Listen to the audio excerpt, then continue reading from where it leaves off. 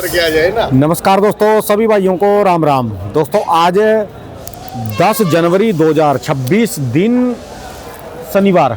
चलिए दोस्तों जानते हैं दिल्ली जयपुर मंडी में आज का प्याज का क्या बाजार चला, मंडी में प्याज की कितनी गाड़ी आई, आज के क्या क्या रेट हैं जी। दोस्तों जो भी रेट बताएंगे 40 किलो के मन के रेट है। यहाँ जो रेट चलता है दोस्तों 40 किलो का चलता है। दोस्तों अब तो लोकल माल बिल्कुल ख़त्म हो लिया, थोड़ा बहुत रह गया है जी जो लोकल कैरथल अलवर का है, बाकी ज़्यादातर बाहर के माल हैं। लोकल कैरथल का जो माल आ रहा है ये आई इसमें। ये प्याज जो है ना थोड़े दूध हो गई, सर्दी हो गई, उसके कारण ये सफ़ेद होने लग गए, पर इसमें खाने में कोई नुक्स नहीं है जी। खाने में वैसे ही मीठे बढ़िया रसीले प्याज है जी, सिर्फ क्वालिटी का फ़र्क है।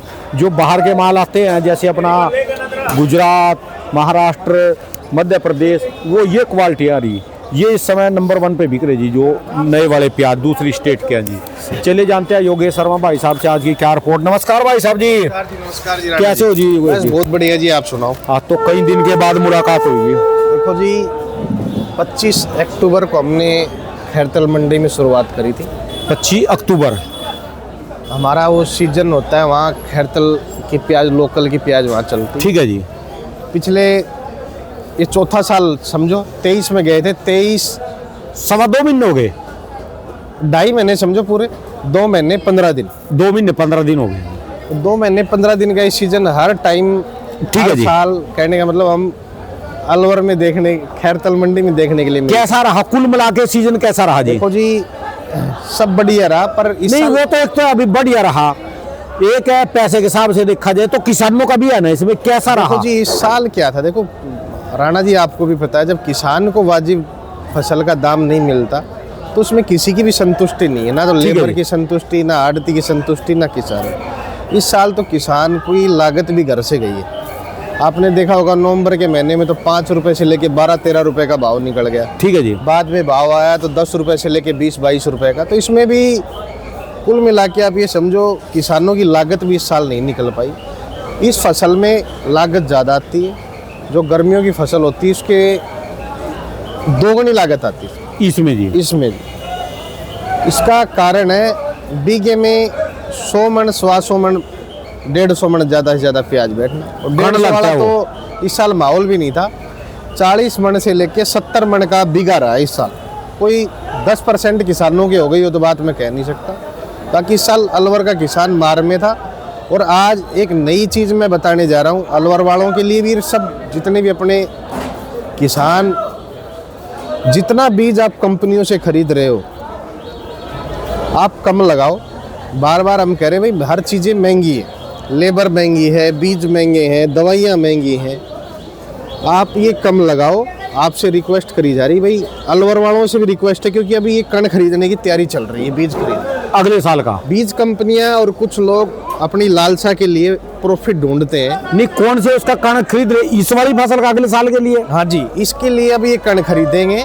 जैसे ही 26 जनवरी के बाद में ठंड कम होगी उसके बाद वो खेत में अपना इसकी पौध बिजाई कर पौध के लिए बिजाई कर देंगे कण की, और वो फिर वो पौध निकालेंगे जैसे ही तैयार हो जाएगी।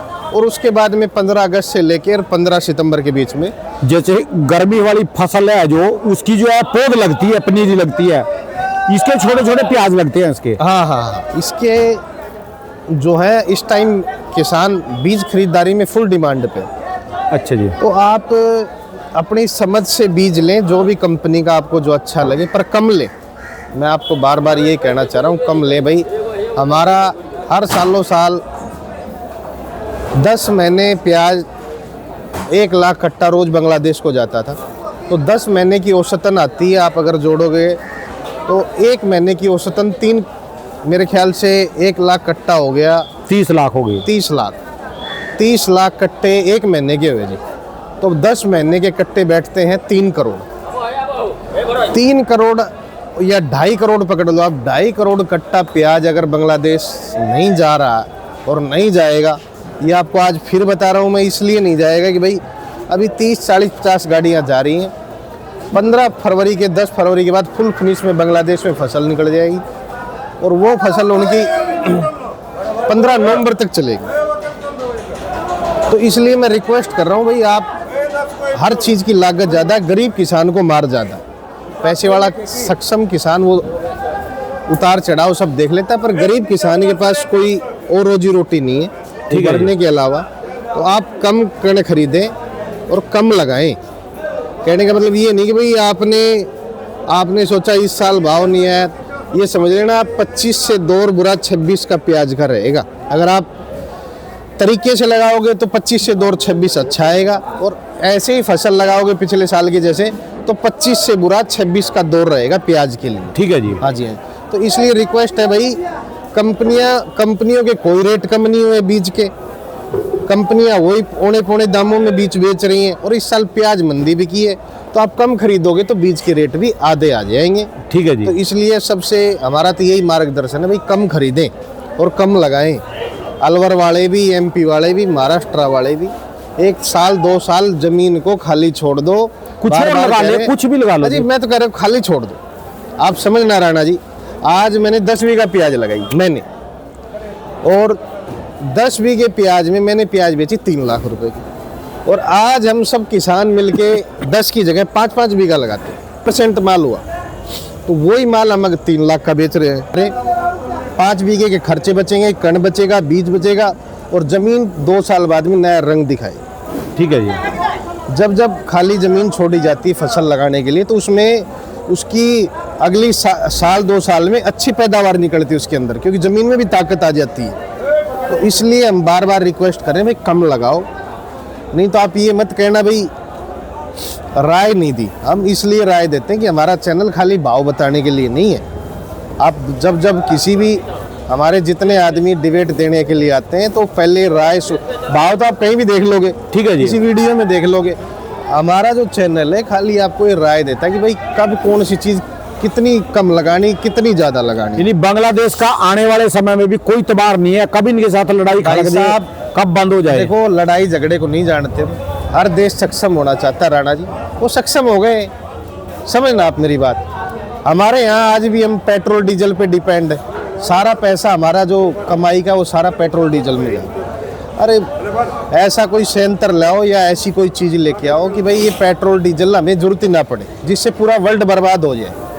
आज वो काम बांग्लादेश कर रहा है कि भाई उन्होंने प्याज लगा के हिंदुस्तान को सबक सिखा दिया। देखो, मैं बुराई नहीं कर रहा हूँ, मैं ये कहना चाह रहा हूँ कि भाई वो अपनी तरक्की पे चल रहे हैं। एक ये तरक्की मानी जाती है कि भाई 50 रुपये 60 रुपये किलो का प्याज लेके खा रहे थे, आज उन्होंने अपने देश में।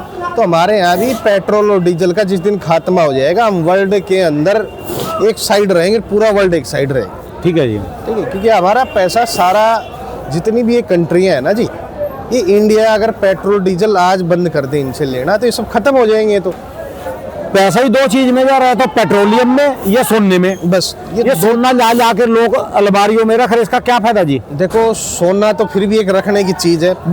यार मेरी बात को समझे नहीं आप। हाँ जी, हाँ जी। इसको जनरली बात समझो, आपके घर वालों ने सोना जाके रख लिया, उसका फायदा क्या है। नहीं, उसका यदि वही 1 करोड़ का सोना है, 10 लाख का सोना, 1 लाख का सोना आप अपने काम में इन्वेस्ट करोगे, उसको तरक्की नहीं होगी क्या। देखो जी, बिजनेस भी कर सकते हैं उससे, कुछ भी कर सकते हैं। राणा जी, वो बात सही है, पर आज बिजनेस के जो उतार चढ़ाव है उसमें सोना क्या है। देखो, पुराने टाइम में बुजुर्ग भी रखते आए, भाई दुख सुख के लिए रखा जाता है, और अब क्या है, लोगों ने शौक बना लिया। आपकी बात सही है, मैं मानता हूँ इस चीज़ को।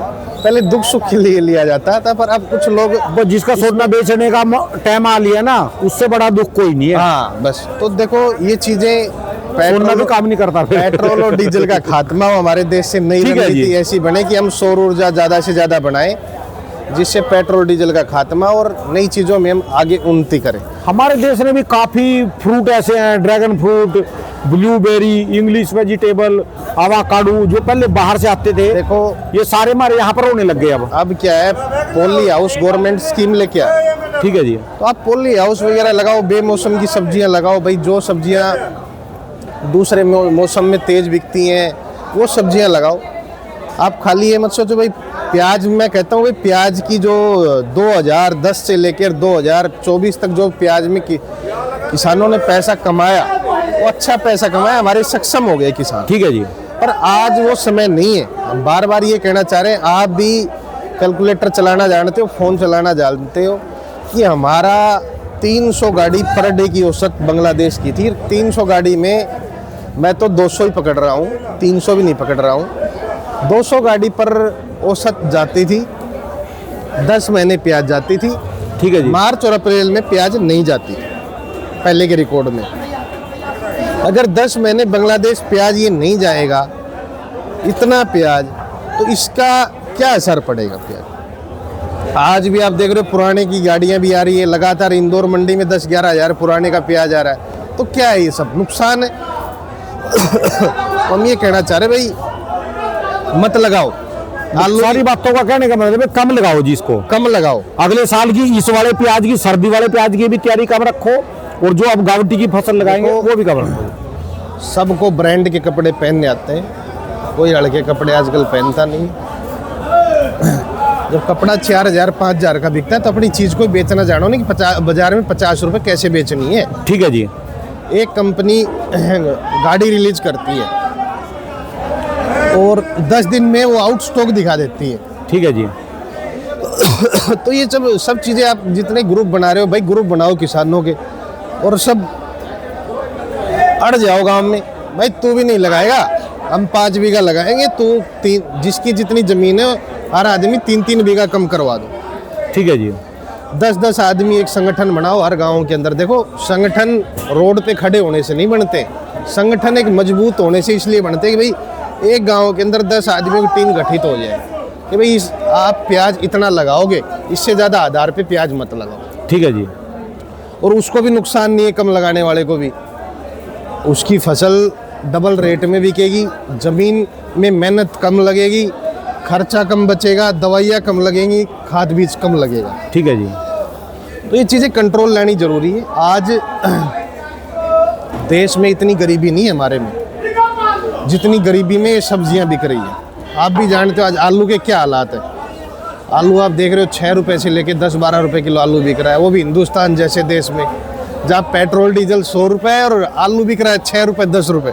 ठीक है जी। तो ये चीज़ें सब समझने वाली है कि भाई किसान समझे और कम से कम लगाए।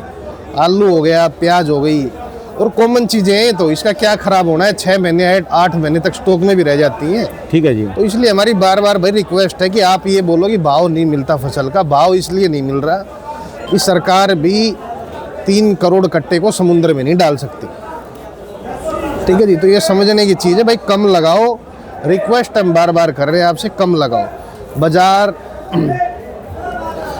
की आज मैं रिपोर्ट बता देता हूँ। हमारे यहाँ दिल्ली में अलवर के 4500 कट्टे के 4500 कट्टे हैं और 34 गाड़ी ताज़ा हैं, और करीबन ये मान के चलो 30 गाड़ी का बैलेंस है मंडी में। अब 34 गाड़ी में से जो आई है, 13 गाड़ी MP है, 14 गाड़ी पूना है, 4 गाड़ी नासिक, 2 गाड़ी नए राजस्थान की, 1 गाड़ी गुजरात महुए की। तो जो पूना के माल है मंडी में मीडियम गोल्टे बिक रहे हैं 13 रुपये से लेके 16 रुपये, 16 रुपये से लेके 18 रुपये एवरेज।